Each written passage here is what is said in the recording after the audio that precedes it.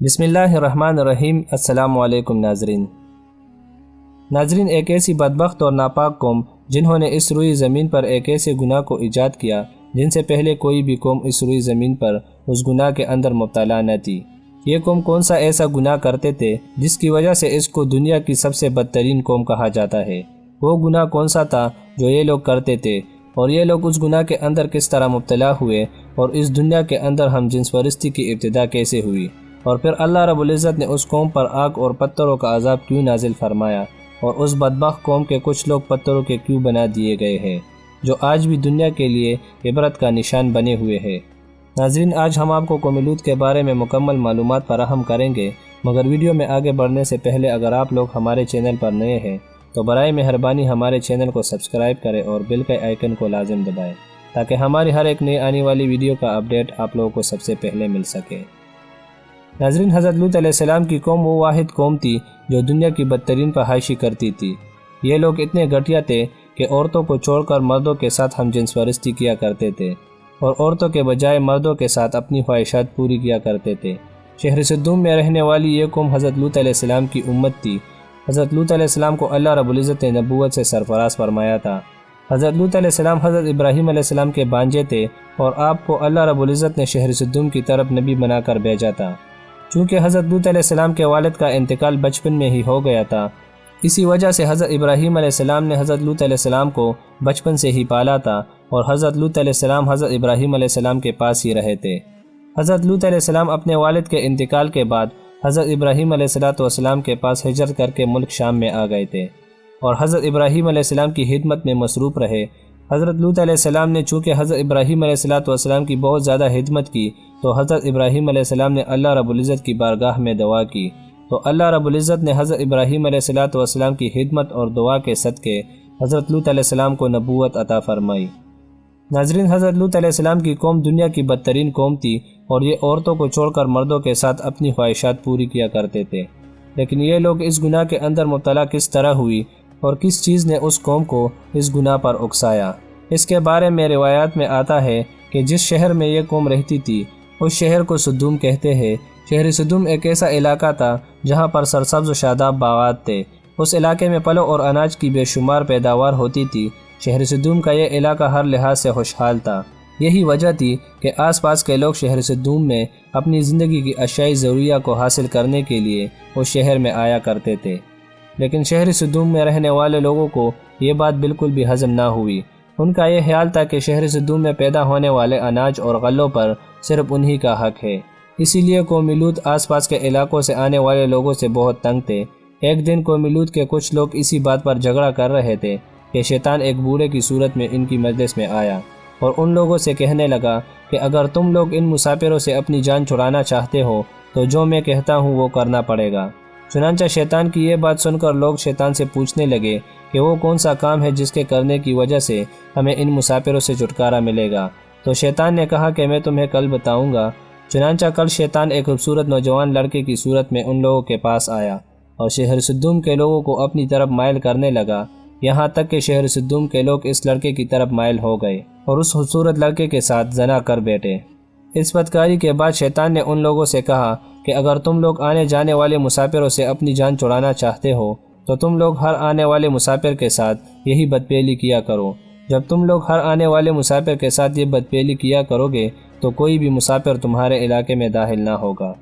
معزز ناظرین، اس طرح شیطان نے سب سے پہلے اس قوم سے بدپیلی کروائی، اور اس گناہ کا اس قوم کو ایسا چسکا لگا کہ وہ اس گناہ کا عادی بن گئے، اور نوبت یہاں تک پہنچ گئی کہ لوگ عورتوں کو چھوڑ کر مردوں کے ساتھ اپنی جنسی تعلقات قائم کرنے لگے اور اپنی خواہشات پوری کرنے لگے۔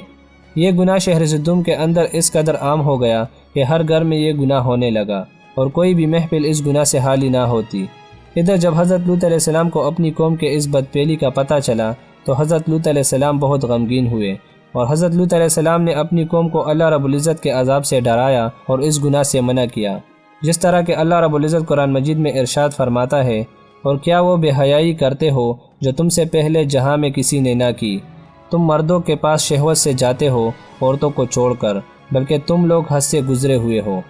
ناظرین، یہ بدبخت قوم گناہ کے اندر اس قدر مبتلا ہو گئی کہ حد سے زیادہ بڑھ گئی۔ حضرت لوط علیہ السلام نے اپنی قوم کو بار بار سمجھایا، لیکن یہ قوم اس گناہ سے باز نہ آئی۔ جب حضرت لوط علیہ السلام اس قوم کو اس گناہ سے منع کرتے تو یہ لوگ حضرت لوط علیہ السلام کو برا بلا کہتے، اور نوبت یہاں تک پہنچ گئی کہ حضرت لوط علیہ السلام کو اس شہر سے نکالنے کی دھمکی دینے لگے۔ جس طرح اللہ رب العزت قرآن مجید میں ارشاد فرماتا ہے، اور اس کی قوم کا کچھ جواب نہ تھا مگر یہی کہ ان کا کہنا تھا کہ اپنی بستی سے نکال دو، یہ لوگ پاکیزگی چاہتے ہیں۔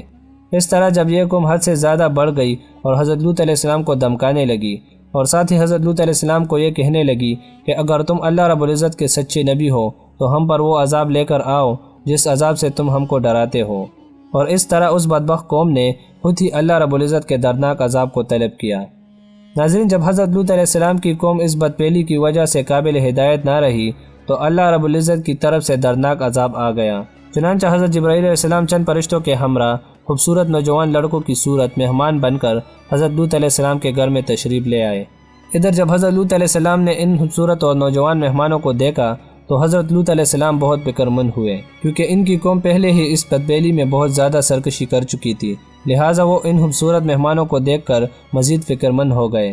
چنانچہ حضرت لوط علیہ السلام کی بیوی جو حقیقت میں منافقہ تھی، جب اس نے ان مہمانوں کو دیکھا تو چپکے سے شہر سدوم کے لوگوں کے پاس چلی گئی اور ان خوبصورت مہمانوں کے بارے میں ان کو بتانے لگی اور ان سے کہنے لگی کہ ہمارے گھر میں خوبصورت لڑکے آئے ہوئے ہیں، اور شہر سدوم کے لوگوں کو اس بدپیلی کی طرف دعوت دینے لگی۔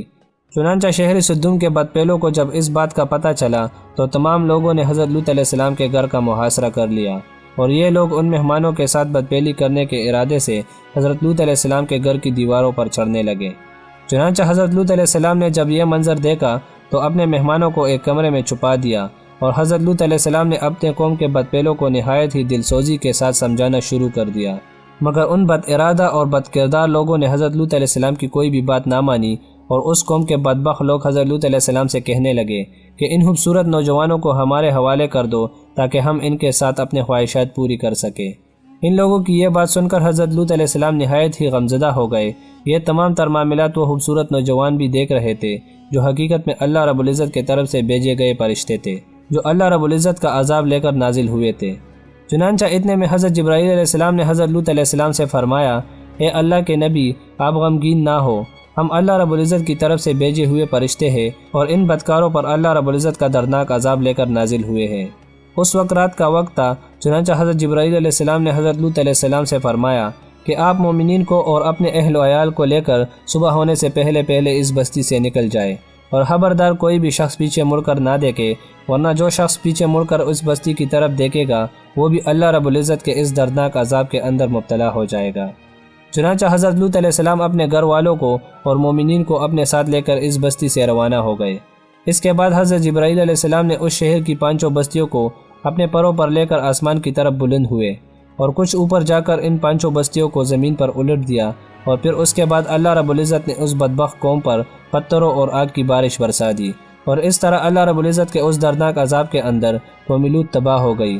اسی دوران جب اللہ رب العزت کا عذاب نازل ہو رہا تھا تو حضرت لوط علیہ السلام کی بیوی جو منافقہ تھی اس نے اچانک مڑ کر پیچھے دیکھا تو وہ بھی اس عذاب میں مبتلا ہو گئی اور ایک مجسمہ میں تبدیل ہو گئی۔ امید کرتا ہوں دوستو آپ لوگوں کو ویڈیو پسند آئی ہوگی، تو ملتے ہیں اگلی ویڈیو میں، تب تک کے لیے اللہ حافظ۔